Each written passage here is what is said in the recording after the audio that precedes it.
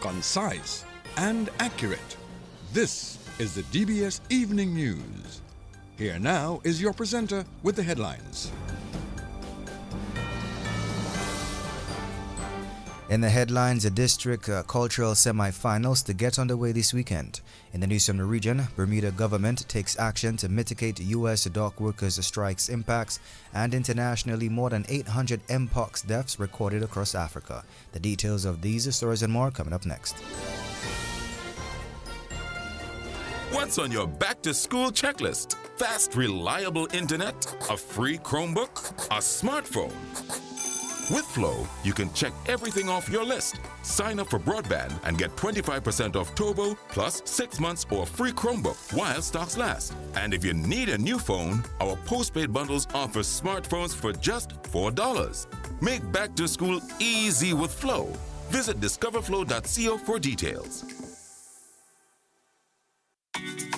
More money with NBT, it's more money. One easy loan. More money with NBT, it's more money. To upgrade my phone and even my home with one simple loan. More money. To have your wedding, to go traveling, to do anything. More money. No security. Speed the delivery, just check NBT. Apply anytime. In branch online, it's more money time. More money with NBT, it's more money. No collateral. More money with NBT, it's more money. Speed the delivery. More money with NBT, it's more money. Just check NBT. More money with NBT, it's more money. DBS News. And welcome back. Cultural groups across the island will take the spotlight this weekend as the Cultural Division hosts its 2024 Cultural Semi-Finals. The West and Southwest districts will open up the competition on Friday at the Old Mill Cultural Center. Acting Chief Cultural Officer Urson Matthew is also encouraging Dominicans to wear anything that depicts the Creole wear on Fridays. We also have our first Hard Creole Friday this week, with the focus being paille or basket accessories to complement the creative Creole wear. This weekend will also feature our district semi-finals, with the West and Southwest merge competition taking place at the Old Mill at 5 p.m. on Friday. The South at Bellevue at the Bellevue Mall on Saturday at 3 p.m. The North and Northeast merge on Saturday as well at the Will Strathmore Primary School. And the East and Southeast merge on the Grand Four Basketball Court at 3 p.m. on Sunday. Looking forward to seeing the public turnouts in large numbers. And that was Acting Chief Cultural Officer Urson Matthew. And the Ministry of Finance, Economic Development, Climate Resilience and Social Security has announced that Kenneth J. Green Limited, or KGL, will conduct the pre-feasibility work for the production of green ammonia via the utilization of geothermal energy from Dominica. Kenneth J. Green Limited is a key green energy Caribbean projects developer. In a press statement, the ministry said the study by Kenneth J. Green Limited will include a market assessment for green ammonia in various local, regional and international destinations, including Trinidad and Tobago. This pre-feasibility study is a significant next step that reflects Dominica's intent to leverage its geothermal resources for downstream industrial utilization as a critical pillar in the country's economic transformation efforts. The statement added that the partnership with the Trinidad-based company in this endeavor builds the framework agreement signed between the government of the Commonwealth of Dominica and Kenneth J. Green Limited to advance Dominica's green industrialization efforts. Still in the national focus, Destination Marketing Manager of Discover Dominica Authority, Andy Ravarez, says American Airlines will soon begin daily flights to Dominica. Ravarez says this is to accommodate the influx of individuals coming into Dominica for the independence season. She made the announcement during a press conference of the World Creole Music Festival. American Airlines will get you to us. As of now, we are seeing 2 times a week flights, that is on Wednesdays and Saturdays. But from October 13th to October 31st, American Airlines will start its daily flight to ensure that you make it to World Creole Music Festival 2024. Currently operating between Dominica, Antigua, Barbados, St. Lucia on Mondays, Thursdays, Fridays, Saturdays, and Sundays. And Sunrise Airways, new flights connecting Dominica to Antigua, to St. Kitts, and St. Lucia. Sunrise operates 6 days a week, excluding Tuesdays, offering daily flights between Dominica and Antigua with onward connections to other destinations. And that was Destination Marketing Manager of Discover Dominica Authority, Andy Ravarel. Meantime, representative of FRS L'Express des Îles, Desma Patrick, says the ferry service is working to facilitate individuals coming from the French West Indies.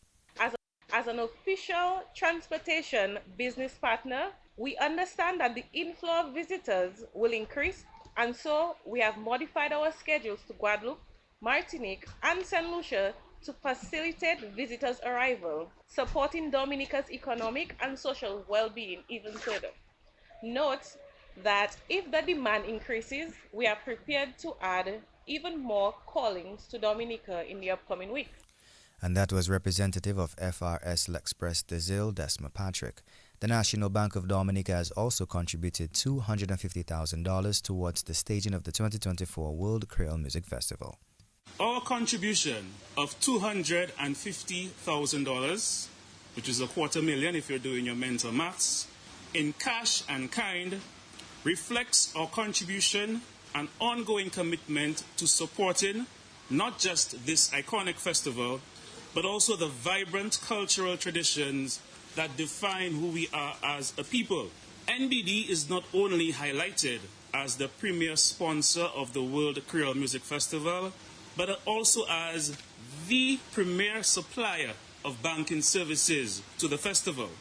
Our portable point-of-sale machines, available for use during the festival, will make transactions quick and smooth for both vendors and the customers, ensuring an even better festival experience for everyone. This will benefit not just the vendors, but also the customers who can enjoy faster service within the convenience of cashless payments. NBD is proud to sponsor the World Creole Music Festival for the third consecutive year, and we look forward to continuing this valued partnership in the years to come. And that was HR and Talent Manager at the National Bank of Dominica, Karim Bertrand. And Minister for National Security, Reuben Blackmore, has called for a greater visibility of police officers in the communities. His comments came as police observed Police Week 2024 under the theme Embracing Communities, Building Partnerships for a Better Tomorrow. He says Police Week should have an objective. It must be used, in my mind, as a springboard to reintroduce yourself to the public and to recultivate that trust and confidence which are critical for your success. And how can we get that done? We have seen some improvement by ensuring that the police is more visible in the various communities. By ensuring there is not only more visibility, but there is a consistency. And we are going to ensure that we not only actually place emphasis in terms of trying to embrace this community outreach program, which is so important, to ensure that communities in the immediate vicinity of Roseau, the city of Roseau, St. Roma, Emsall, Wallops, the Valley, Kennefield East, can be part of that exercise where the police can try to cultivate that kind of relationship and maybe establish what is so critical, the Community Neighbor Watch program. Because that's critical, because you know, the criminals, some of them are very bright. The people who are living in those areas are working people, so they stay and waiting in the bush and to terrorize those people in those areas. So it's important also for us to ensure that we give the people in those areas that some sense of hope that the police is indeed having their backs. And that was the Minister for National Security, Reuben Blackmore. Police Week activities continues this evening with History Night. And Cabinet Secretary Karen Prevost says the recently launched e-services portal is an extension of the e-payment system which was or has been in existence over the last few years. The portal, eservices.gov.dm, provides online access to over 90 government services. Prevost told the Voices of Change program on DBS Radio this morning an assessment of the government services was conducted to determine which could effectively be assessed online. One of the things we would like to do to improve service delivery is to cut down the time it takes to receive services from the government. So the e-services portal is just one of the initiatives that we are undertaking in the public service. And even prior to the e-services portal, within the Ministry of Governance, we started working with the Ministry of Finance on the e-payment portal. So we have had an e-payment portal for about 2 years now. Particularly during COVID, it was very useful because you did not have to come in to the Treasury to make payments. The e-payment portal is still live. It's very much available. So we've started the process a few years now. What we are doing now is expanding that to application for services. So there are a number of services that government provides. In developing this e-services portal, we would have done an assessment of all of the services provided by the government, and we would have determined how many of these services can actually be provided online in terms of the application process. Of course, there are some legal aspects that we have to look at, but we are covered by the Electronic Transactions Act, which government would have passed a few years ago, which was very futuristic, which allows us to do what we're doing now in terms of applications for services under the Digital Transformation Project. Prevo also highlighted some of the features of the online service platform. The e-services platform was launched in July. Of course, we are kicking off our public awareness now because we wanted to ensure that the platform was working fine.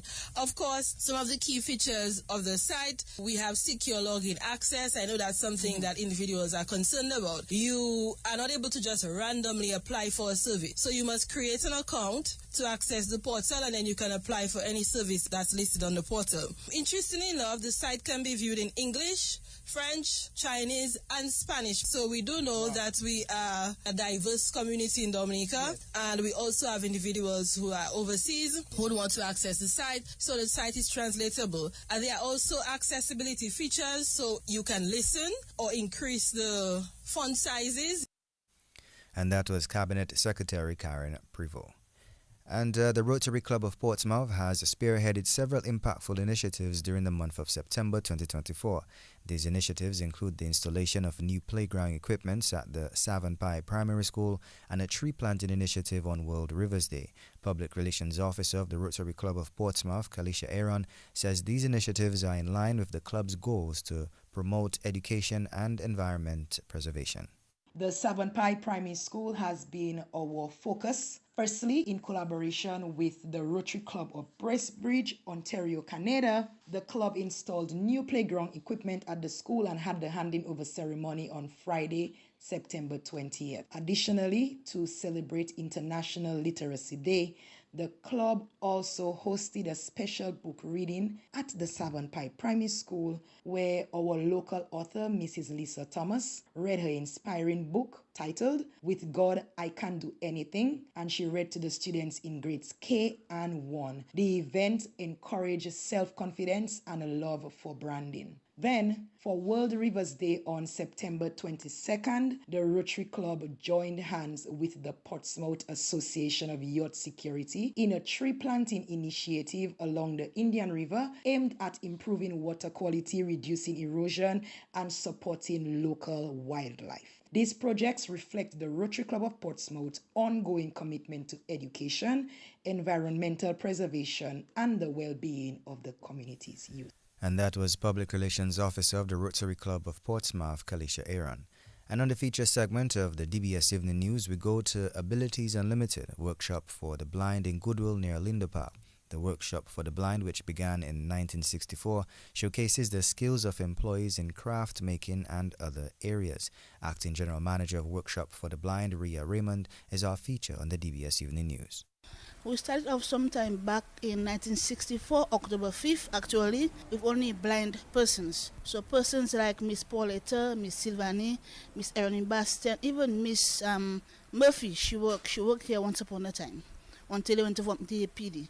So all in all we started with blind person at a time, but as time progressed, we included other persons with speech and hearing impaired, some who are slow learners from Alpha Center. They were incorporated as well, and we do mostly basket weaving here. So everybody here is independent of their own. They work to sustain their families and help to pay any bill or water bill or light bill. There are 12 persons employed right now. I have a seamstress, Miss Paulie Reynolds. She does basically our handbags and our local dolls. We have a special doll called a reversible doll, and we display them during the tourist season for our customers to see. And we also advocate with the Kainago people. They bring their stuff to us and we buy from them as well. Are you all able to make a living from this? Yes, so we do. When someone makes their basket, half of what they make or what we sell goes to them and half goes to the workshop. So all in all, it is split. So at the end of the month, we receive a stipend from the government, inclusive of their salary, of their sales for the basket, and that's what their salary is made up of. We all stuff are all locally made. We even started off for a very project, as you can see in the yard outside there. Miss Anthony, the former manager, she started off the very project under the UNDP program, and we've been able to make our floor mats, our handcrafts with those as well, and we also make hot pot mats and handbags with Vertiver as well. So with Vertiver and Rattan Center Cane and our seamstress work, we bring in income to our business. I wanted to highlight some of the names of the people who are here because I think what they're doing is so very important. Give me an idea, the names of some of these people who are actually here working. Okay, so we have Michael Detouche. He is a special Olympian. He has traveled many times out of Dominica, Connecticut, Florida, Germany recently. And we have also Crispin Daly. He's a special Olympian also. He traveled Abu Dhabi, Florida, all the places as well as Mr. Irish, who is the president of the Special Olympics. And we also have Curis, who has also traveled with them in the past also. And even Marvelyn Gabriel, she has traveled also as a Special Olympian with Mr. Irish as well and Miss Torfi DJ back then. So we have a few persons here who are skilled athletes, and we hope to get a few more so they can be exposed to the public.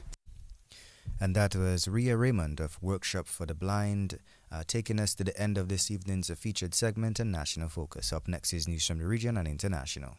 What's on your back-to-school checklist? Fast, reliable internet, a free Chromebook, a smartphone. With Flow, you can check everything off your list. Sign up for broadband and get 25% off Turbo plus 6 months or free Chromebook while stocks last. And if you need a new phone, our postpaid bundles offer smartphones for just $4. Make back to school easy with Flow. Visit discoverflow.co for details. More money with NBT, it's more money. One easy loan. More money with NBT, it's more money. To upgrade my phone and even my home with one simple loan. More money. To have your wedding, to go traveling, to do anything. More money. No security. Speedy delivery, just check NBT. Apply anytime. In branch online, it's more money time. More money with NBT, it's more money. No collateral. More money with NBT, it's more money. Speedy delivery. More money with NBT, it's more money. Just check NBT. More money with NBT, it's more money. DBS News. And welcome back. The Bermudan government says it is taking steps to prevent the island from being negatively impacted by the dock workers' strike in the United States. Minister of National Security David Birch has said contingency plans are being put in place to maintain the steady flow of goods to Bermuda.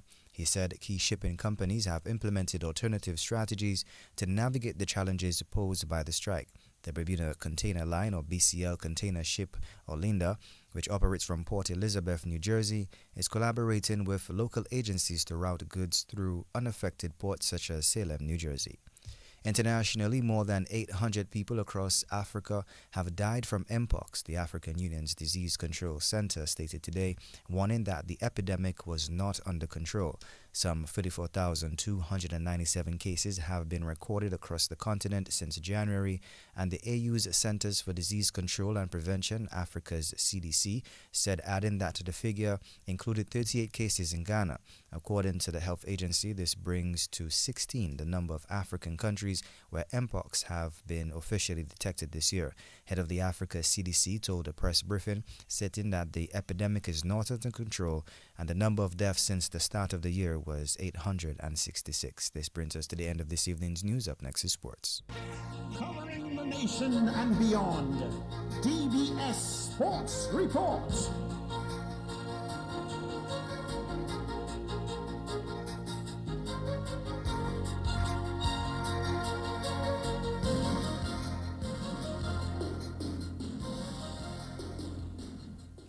And welcome to your DBS Evening Sports for today, Thursday, October 3rd, 2024. West Indies women's head coach Shane Dietz says the players are putting in the work and are confident heading into their opening match in the Women's T20 World Cup against South Africa on Friday. Despite the team suffering defeats in their 2 warm-up games, Dietz says the Caribbean side is hoping to make a good start to the World Cup. Yeah, it was great prep for the World Cup. We played 2 good games against 2 of the best teams in the world. And throughout both the games, we were on top at certain stages. You know, for example, against the best team in the world, had them 4 for 40. We took our chances, could have been 7 for 70, but we didn't take our chances. And like a good team, they'll come back, and they did. And then with the bat, we were on top again after the power play. After the first 10 overs, we were in control of the game, and we let it slip. You know, I guess if you use a boxing analogy, we had them on the ropes, but we didn't do the killer knockout punch, which if we're going to win this World Cup, that's what we've got to do. And we've talked about that, and we know going further, if we want to have a really good World Cup, we've got to have the perfect game. It's got to go 20 overs with the bat and 20 overs with the ball. So when we get on those situations and get on top, we've really got to nail it. And today we didn't do that, but we gave a few girls an opportunity. A few girls that had a few niggles and had not much time in the middle got a chance to. So we got a lot of positives out of it. Probably more positives than negatives, because the results aren't the be-all, end-all in the practice games. What we want is playing good cricket, and we are playing good cricket, just not for long enough. So once we get that longer, we have a chance to scare a few teams at this World Cup. Everyone's in good spirits, and we're showing that we're a dangerous team, and we've just got to be dangerous for longer. But the girls are backing themselves, and you know, we're really, really working hard. And we've got a couple of days prep now to take on South Africa, and everyone's really looking forward to that opportunity and to get a good start to this World Cup and take each game as it comes after that. And that was West Indies women's head coach Shane Dietz. Meantime, West Indies women's captain Hayley Matthews says despite going down to Australia in the second warm-up match, there are positives to be taken away. Honestly, I don't think it was too bad of a performance. I think we went out with the ball first of all, and I think the bowlers were great with how they executed. Keeping Australia to 144 is obviously a hard task, but I think the girls really put up their hands and executed well and both to our fields. Yeah, look, we had them 70 for 5 at one point, and probably the fielding let us down a bit, and if we had taken a few more of those chances, it would have been a different game. But nevertheless, I think a lot of positives coming out of that first innings, and then going out to the second innings, a few batters short, Stephanie being out, Chanel Henry being out as well, and I think it was really positive the way Kiana Joseph was able to start. I think it took a lot of pressure off of me, who was struggling a bit in the beginning. But yeah, we were definitely in that game probably up until the 14th or the 15th over, where we started to lose a lot of wickets. So yes, a defeat, and probably by 30 runs or so, but we were playing really good cricket, I think, for 35 out to 40 overs of the game. Wasn't hitting the ball like how I wanted to. I was struggling to get off strike a bit, but yeah, I just tried to stick it out really, and was able to find some out the middle after that and catch up a bit. But yeah, just kudos to Kiana Joseph again. She obviously still had us in a really good position in the power play, even though I was struggling, and that gave me the opportunity, I guess, to stick it out a bit and be able to carry my innings on a lot further. And that was West Indies women's captain Hayley Matthews. And Johnson Charles and Faf du Plessis hit half-centuries, powering the St. Lucia Kings into the finals of the Republic Bank CPL last night. The Kings took down the defending champions Guyana Amazon Warriors in the first qualifier. Kings posted 198 for 5 batting first. They would have been a bit disappointed given the start, as they were 124 without loss after 11 overs. Johnson Charles made 79 from 45 balls, and Faf du Plessis 57 from Moen Ali picked up 2 for 24 again, so that's Faf du Plessis 57 from 36, with Moen Ali picking up 2 for 24. Guyana chasing 199 for a spot in the semi-finals, or in the finals, were 106 for 4 after 13 overs when the rains came in. Shimron Hetmeyer got 37 not out. The Kings won by 15 runs via the Duckworth-Lewis method. Johnson Charles was named man of the match. St. Lucia has advanced to Sunday's finals. The Guyana Amazon Warriors will have another chance to advance to the finals when they take on the Barbados Royals on Friday in the second qualifier. Still in some sports here this evening, President of the Dominica Olympic Committee Billy Doctrove says Dominica's recognition from the Pan Am Sports General Assembly is testimony of the hard work being done by the Dominica Olympic Committee. The Pan Am Sports highlighted Dominica's performance at the 2024 Paris Summer Olympics during their General Assembly in Paraguay on Wednesday. President of the Dominica Olympic Committee Billy Doctrove received the award from President of the International Olympic Committee Thomas Bach and Pan Am Sports President Nevin Illick.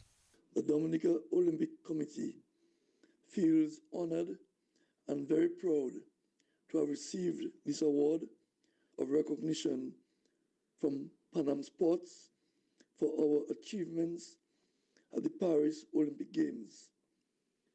As the President said, for a small country of about 65,000 people to have performed to the extent to have won a gold medal is a tremendous achievement. This award did not come easy. It was due to detailed planning, exquisite execution of plans, and a lot of hard work by both the Dominica Olympic Committee and by Tia Lafort herself. As President of the Dominica Olympic Committee, I would like to place on record my heartfelt gratitude to the members of the executive of the Dominica Olympic Committee for their support and utmost confidence that they have placed in me. I am privileged to be leading such a committed group of individuals, and we pledge that we will continue to work as hard as is humanly possible to bring further development and success to sports in Dominica. And that was the President of the Dominica Olympic Committee, Billy Doctrove. And Windward Islands youth players Joel Durand, Luvia Charles, Darren Tousse, Jelani Joseph, and Ursino Fontaine are amongst a number of players called up for training to form part of the next class of the Dominica Cricket Association. The Dominica Cricket Association has identified 27 players who will participate in some trial matches in a bid to form the next class. The Dominica Cricket Academy over the years has played a major role in producing the island's top cricketers such as Alec Athenes, Kavem Hodge and Stephen Pascal are amongst some of the recent graduates.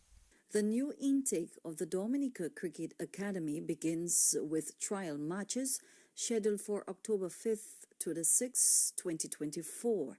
The matches will form part of the process to select the new academy squad to begin training at the Benjamin Park facility. The players are Joel Durand, Darren Tousse, Dylan John, Amiel Gilbert, Doan Benjamin, Derwin Lewis, Elon Pascal, Kenneth Valmon, Libert Daru, Brad George, Luvia Charles, Ursino Fontaine, Aidan Burton, Mackay Paul, D'Artagnan Latai, Edmond Moranci, Jason Vidal, Mosiah Thomas, Chaviv Ambo, Cassidy Larocque, Khalil Martin, Chris Toussaint, Nian Davis, Kester Lestrade, Jai Lockhart, Kioma Telemark, and Jelani Joseph. And that was PRO of the Dominica Cricket Association, Kimara Ito. And Pioneers Athletics Club long-distance runner Kervin Letham will be gunning for a second straight road race title as the Dominica Athletics Association stages its second road race of the season this weekend. Letham blew away the opposition in the first race in Portsmouth in September and will be looking to add more points to his name when the runners meet again on Sunday in Grand Bay. The excitement continues for athletics in Dominica with the second leg of the DAA Road Race Series, which is scheduled for Sunday, October 6th in Grand Bay. Registration will take place from 2 p.m. to 2:45 p.m. on the Pierre Charles Boulevard. The races begin at 3 p.m. The same distances and categories will be maintained throughout the Road Race Series.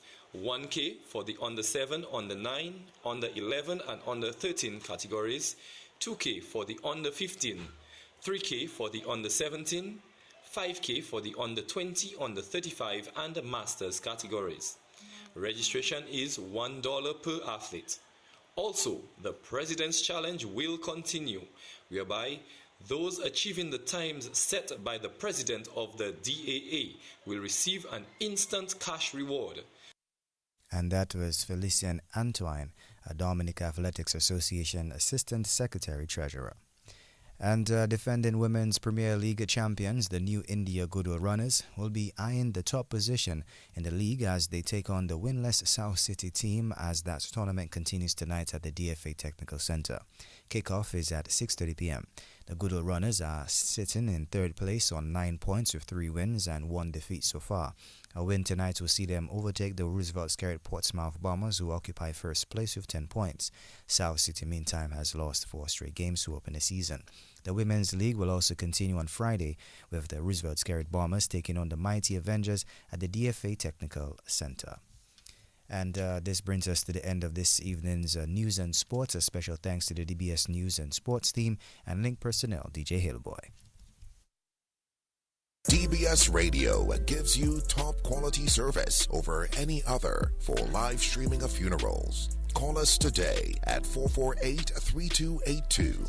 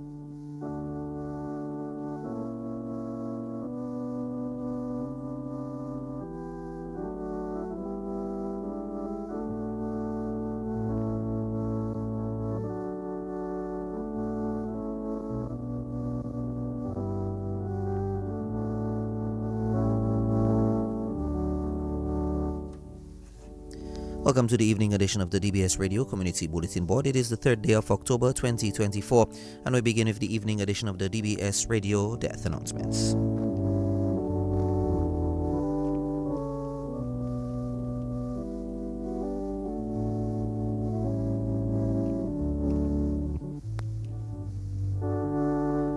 We announce the death of Eldith Joseph, née Robin, better known as Arabella, Bella, and Mama of Wesley.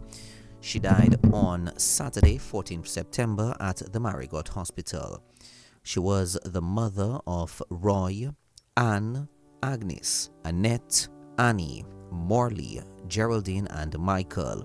She will also be remembered by one sister, Lucy, 24 grandchildren, Josette, Judith, Elton, Stefan, Anna, Euthily, Johanna, Kathy, Jason, Julon, Mikbil, Nerissa, Kersel, Ranjika, Jay, Rohana, Janelia, Aaron, JC, Maya, Destiny, Angel, Trenton, and Michaela. 35 great-grandchildren: Vanessa, Frances, Joshua, Shanice, Malachi, Shard, Giselle, Cameron, Kamal, Ismael, Carsily, Deonte, Devi, Faith, Tekisha, Kelani, Aldiva, Therick, Michaela, Timothy, Adelia, Markel, Jalil, Jaden, Kijonte, Asia, Alvin, Kayla, Kylie, Rohan, Anik, Jasmine, Danik, Janae, and Theodore. One great-great-grandchild, KL. 2 sons-in-law, Julius and Billy. 1 daughter-in-law, Desiree. 1 sister-in-law, Noelis. 1 grandson-in-law, Louis, or 2 grandsons-in-law, that should be, Louis and David. 3 granddaughters-in-law, Kenisha, Chavanis, and Crystal. Several nieces and nephews, both here and abroad, including Betty Watty and family, Alex Burnett and family, Perriman Alec and family, and Bethesda Burnett and family. Close friends and other relatives including Dr. Kevin Ferrara, Sister Lorraine, Bernelia, Cletha, Kenik, Nora, Mirthlin, and other names too numerous to mention. The body of the late Eldith Joseph née Robin, better known as Arabella, Bella, and Mama of Wesley, can be viewed from 2:30 p.m. on Friday, the 4th of October, at the Wesley Roman Catholic Church. The funeral mass will take place at 3 p.m. and will be followed by interment at the Wesley Roman Catholic Cemetery.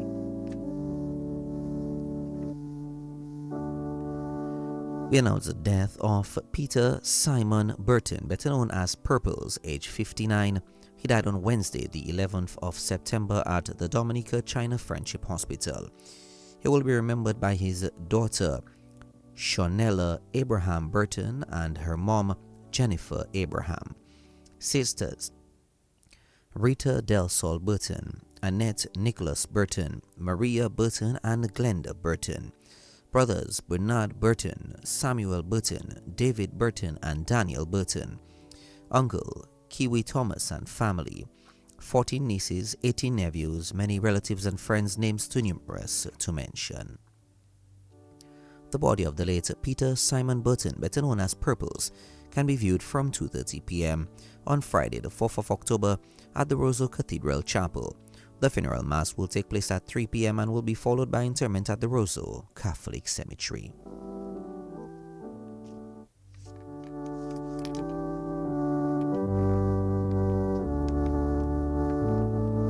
We announce the death of Alwyn John Baptist, better known as Kayleigh and Shush, age 54, of Egliston, who resided at Girardel.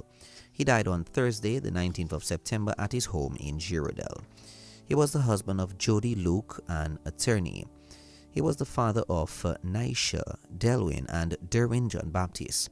He will also be remembered by his grandchild, Sophia John Baptist.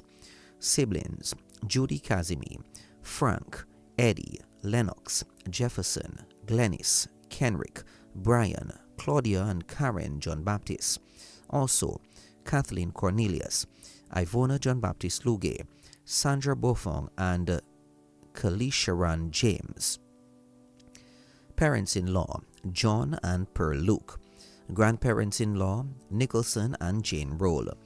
Daughter-in-law, Kitana Gervier. Adopted son, Keontae Esprit. Aunts, Linda James, Rosemary Blanc, Decima and Jennifer John Baptist. Uncles, Gilbert and Owen Guy. Cousins, Ingrid and Lorraine Blanc. Annelle, Avril, Esther, Cohen, Lester, Jefferson, Bradley, and Francis Guy. Also Kathy Mayers, Annette Fontaine, and Josie. Nieces, Kimani Kazimi, Natalie, that should be Natalia, Edina, Arlana, Peyton, Edwina, Naya, Rosanna, and Iva John Baptist. Also Tamira and Faith Cornelius, Amber, Chelsea, and Dejiana Luge, Marla and Michael Bofong, and Carly James. Nephews including Miguel Curtin, Noah, Ahmed, Jaden, and Armani John Baptist, Trevor Worrell, and Shane Mayers. Brothers-in-law, Ivan Cornelius, Octavius Luge, Cadian Luke, and Herbert Bernard. Sisters-in-law, Nurkri, Gillis, Pearl, and Kerry John Baptist. Amy and Diamond Luke and Nidhi Joseph. Kimisha Tyson, Sasha Daniel, and Kimora Bruni. Cousins-in-law, Cassie and Casey Jolly. Aunts-in-law including Shirley Guy, Lauren Guy, Glenda Martin, Gloria, Uvena, and Ilma Luke, and Jacqueline Martin. Uncles-in-law including Greg Blanc and Ian Roll. Godchildren, Eric, Austri, Tiara Arundel, Kyle Thomas, Latoya, Azariah Cyprian, Brianna Henderson, Sienna and Liera Joseph, and Angel Valmon. Employees including Aaron Hippolyte, Kimridge Antwine, Trevinson, and Edwin. The management and staff of DOWASCO including Bernard Etinoff, Mr. Ferrara, Mr. Winston, and Mr. Roberts. The management and staff of Platinum, Lord Chambers including Mr. Lennox Abraham and family, Marissa Farrell, Leoma Prince, Kelicia Benjamin, and Jaya Doktorov. Doctors and nurses at Dominica China Friendship Hospital's Oncology Department and Alford Ward, inclusive of Dr. Gomez, Dr. Challender, Dr. Moses, Nurse Richards, Nurse Lequent, Sister Edmond, Dr. Ferrara, and Matron Emmeline Matthew. Other members of the medical fraternity in Dominica, including Dr. Roberto Lara Guevara, Dr. O'Reilly, Dr. Shane McIntyre, Dr. Sanchez, Dr. King, Nurse Scotland, and Nurse Tracy Durant. Doctors, nurses, and staff at the National Institute of Cancer in Cuba, including Dr. Brulio Mestre, Dr. Ismael, Dr. Isabelita, and Dr. Naomi. Management and staff of Triage Health, including Jessica and Imanu Esprit and Paloma Mark. Close friends including Monsignor Eustace Thomas, Father Elton Later, Andrina and Anthea Del Sol and family, Paula, Lena, Ferdinand, Clinton and Julian Antwine and families, Alwyn Thomas and family, Jeanette Ellis, Ma Joe, Ma Eugene, Yolan Later, Randy Alexander, Sandra and Steve Arundel and family, Damian Desiree, Loftus Harv, Percy James and family, Melvin Colbert, Colbert Graham and family, Ken Boston, Davidson Bedminster, Amos Regis, Felix Michel and family, Dana Maurice Selena and family, Anika Bellot and family, Carlita Benjamin, Sophia LaRocque, Carol Christopher, Kawo, Silma, Mr. and Mrs. Finn, Anika Cyprian, Natasha, Rod and Adele Scotland, Showin Joseph, Turby, members of the Happy People family including Steve and Susan Joseph, Theona, Ronald, Hiskith, Oliver and Oyen Henderson, also Gerald and Francine Jean-Jacques, Don Etienne, Agnes, Alt and Tessa Vidal, Owen, Aiton, Oliver, Lisa and Curlisa, the entire community of Girardel including Ruth, Euthely, Christine, Conrad, Ezra, Mergan, Nikita, Geraldine, Shamara, Nelisha, Mary, Merlin, Sherilyn, and Mr. Julian Theophil. The entire community of Egliston including William, Brenda, Ando, Maria, Ketty, Maudlin, and Marilyn. The entire community of Bells including Francis, Merlin, Kishma, Nora, Norma, Andrea, Ken, Nikez, and Denny. Parliamentary Representative Mrs. Shakira Lockhart Hippolyte, the Prime Minister and the Government of the Commonwealth of Dominica, members of the Dominica Bar Association and Legal Fraternity in Dominica, and many other friends, family, and clients around Dominica, including the village of Fortnays, Newtown, Ansdeme, and the wider Caribbean, names too numerous to mention. He was predeceased in death by his parents, Eugenia Deogai and Reynold John Baptist. The body of the late Alwyn John Baptist, better known as Kele and Shush of Egliston, who resided at Girardel, can be viewed from 2:30 p.m. on Saturday, the 5th of October, at Our Lady of Fatima Church in Newtown. The funeral mass will take place at 3 p.m. and will be followed by interment at the Roseau Catholic Cemetery.